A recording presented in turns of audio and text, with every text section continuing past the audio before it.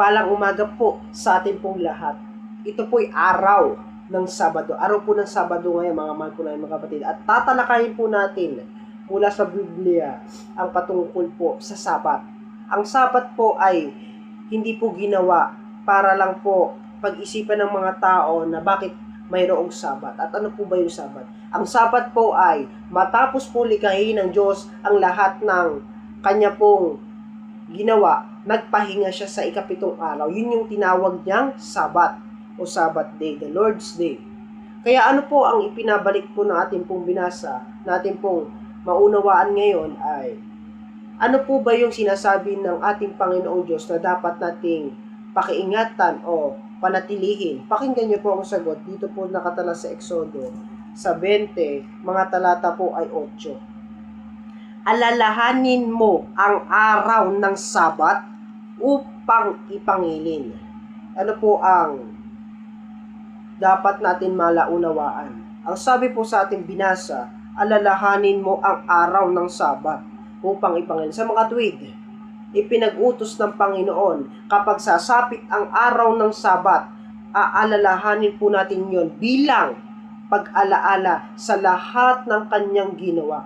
Kaya po, hindi po ito nabali. Hindi po ito pinagwalang kabuluhan. Sa halip, dapat itong gawin ng bawat isa po sa atin. Anong kahalagahan nito? Ano po ba ang gagawin sa araw ng Sabat? Sapagkat sinasabi ng Biblia, araw ng kapahingahan. Magpapahinga lang po ba sa bahay? Hindi na po ba kakain? Hindi na po ba liligo? Ano po ang gagawin sa araw po ng Sabat? Pakinggan niyo po ang sagot. Dito po sa Levitico 23. Levitico 23, mga talata po ay 3. 6 na araw na gagawa, datapwat sa ikapitong araw ay Sabat na takdang kapahingahan. Siyang banal na pagpupulong, anumang gawa ay huwag ninyong gagawin. Isang Sabat sa Panginoon sa lahat ng inyong tahanan. Sa makatwid, meron pong gagawin sa araw po ng Sabat. Hindi porket pamamahinga yung araw ng Sabat ay hindi ka nagagawa. Ito pong sabi po natin po binasa, 6 na araw na gagawa mula Linggo hanggang Biyernes. At pagdating sa Sabat, datapwat sa ikapitong araw ay Sabat na takdang kapahingahan. Anong gagawin doon? Matutulog lang ba? Hindi. Ano pa? Patuloy pa. Siyang banal na pagpupulong. Ano po ba yung pagpupulong? Para bang pagkakatipon o araw po ng pagsamba. Sabi po sa ating pambinasa, anumang gawa ay huwag ninyong gagawin. Isang Sabat sa Panginoon sa lahat ng inyong tahanan. Ano po ba yung sinasabi ng Panginoon na huwag ninyong gagawin? Yung po yung kapag araw po ng Sabat, hindi ka gagawa ng kung ano-ano, karumal-dumal sa harapan ng Panginoon. O, alam po natin na tayo po yung nagkakasala.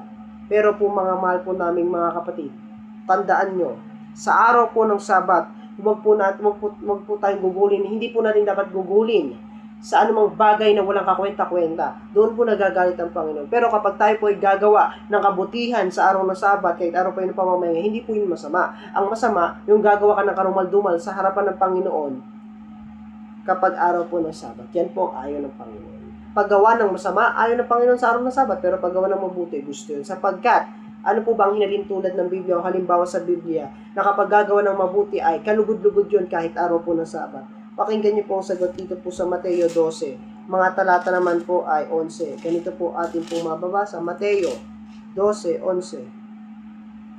At sinabi niya sa kanila, sino kaya sa inyo kung mayroong isang tupa na kung mahulog ito sa isang hukay sa araw ng Sabat ay hindi ba ninyo aabutin at ahanguin? Ito po ay nagtatanong na ang ating Panginoon. Ang sabi ng Panginoon sa kanyang mga alagad, at sinabi niya sa kanila, sino kayang sa inyo na kung mayroong isang tupa na kung mahulog ito sa hukay sa araw ng Sabat ay hindi ba ninyo aabutin o hangon sa makatwid? Hindi nyo ba ililigtas yung tupang nahulog sa hukay araw ng Sabat? Hindi po. Mali pong kaisipan yun. Bakit? Verse 12. Gaano pa nga ang isang tao na may halaga kaysa isang tupa? Kaya matuwid na gumawa ng mabuti sa araw ng Sabat. Masama po ba na gumawa ng mabuti sa araw ng Sabat? Ano po sabi ng Biblia? Verse 12, kaya't matuwid na gumawa ng mabuti sa araw ng Sabat. Sa mga tuwid, kapag gagawa ka ng kabutihan sa araw ng Sabat, yun po ay napakabuti sa harapan ng Panginoon. Sapagkat yun po ay banal banal yung araw na yun, binasbasan ng Panginoong Diyos, yung araw po ng Sabat. Kaya po, hindi dapat ipagtaka ng bawat isa na kung bakit hindi. Kaya ano yan ang nakikita natin sa panahon. Hindi yan masunod-sunod ng karamihan sapagkat kahit alam nilang katotohanan, hindi nila gusto. Sapagkat nga sabi natin sa ating binasa, kung pagbabatayan po natin ng 1:17, pakabanalin mo sila sa katotohanan, ang salita mo'y katotohanan. Sa makatuwid, nung sabihin ito ng ating Panginoon, na yung alalahanin mo yung araw ng Sabat, at pati po yung kung may mahulog na isang tupa sa isang hukay sa bangin, sa araw ng Sabat, kaya't matuwid na gumawa siya ng mabuti sa araw ng Sabat. Sa makatuwid, mga mahal po naming mga kapatid, ay isa po sa malaking katotohanan yung sinabi ng Panginoong Hesus. Kapag gagawa ka sa araw kapag po sa araw ng Sabat ay may nahulog na isang tao, nadapa o may nadisgrasya, kailangan po natin yun matulungan sapagkat napakalaking halaga po sa harapan ng Panginoon na gumawa ng mabuti sa araw ng Sabat. At higit po sa lahat, napakabuti ko doon po yung araw po yun ng pagsamba.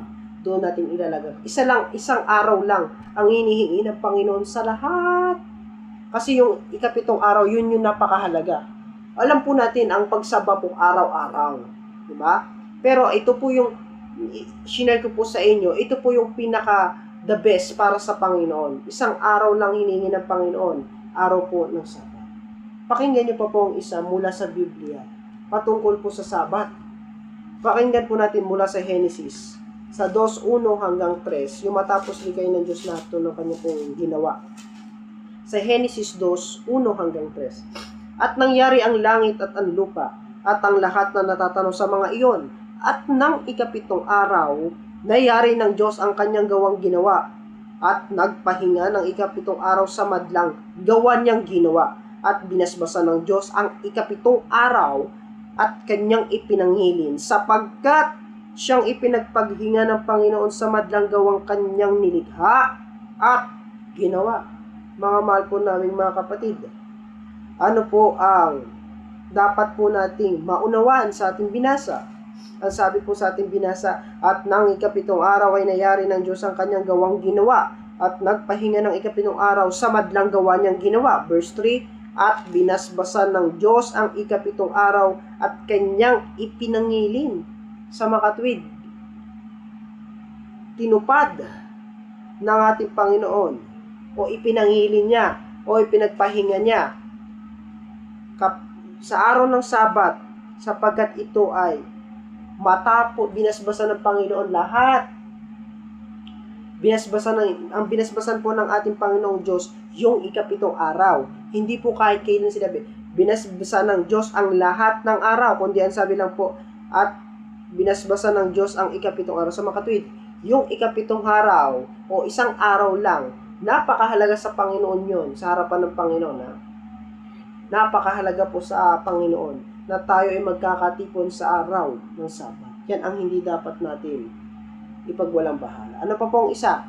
Pakinggan niyo pa po dito pa sa isang talata sa Levitico chapter 24, verse 8. Sa bawat Sabat ay aayusin palagi ang tinapay sa harap ng Panginoon sa ganaang mga anak ni Israel na pinakatipang walang hanggan.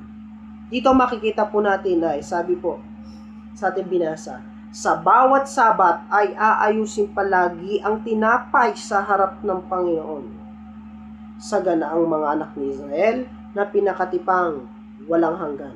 Makikita po natin mga kapatid, ay sa araw po ng Sabat, kapag once na, kunyari, pagkatapos ng pagkakatipon, ay ihahanda po nila yung pagkain o salo-salo sila doon.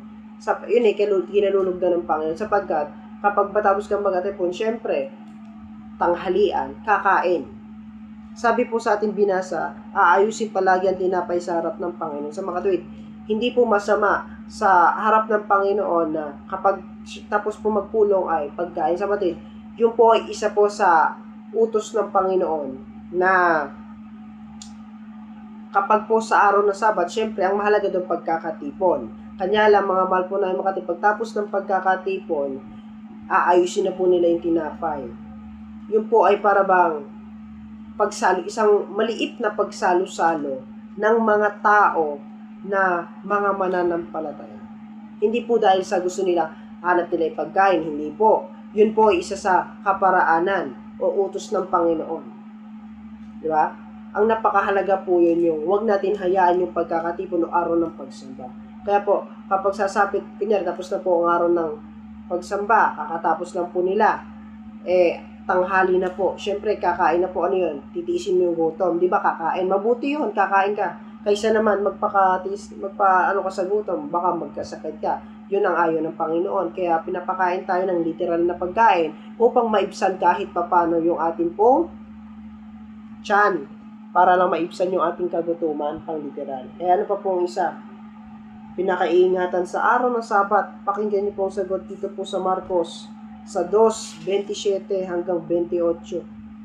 At sinabi niya sa kanila, ginawa ang Sabat ng dahil sa tao at di ang tao ng dahil sa Sabat.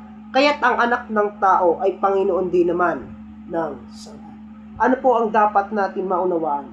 Yung araw ng Sabat o sa makatwid, yung Sabado, hindi po yung ginawa para po sa tao. Hindi po yun para sa tao, kundi at di ang tao dahil sa Sabat. Sa makatwid, yung Sabat na ipinag-utos ng Panginoon ay hindi po para sa tao, kundi sa araw po ng Sabat ay yun po talaga yung pinaka-the best sa harapan ng Panginoon na gagawin po natin. Hindi dapat magbigay ng opinyon ang isang tao sapagkat kalooban ng Panginoon yung araw ng Sabat sapagkat yon ay kanya pong binasbasan. Napakahalaga po kapag tayo po ay nagtitipon sa araw ng Sabat.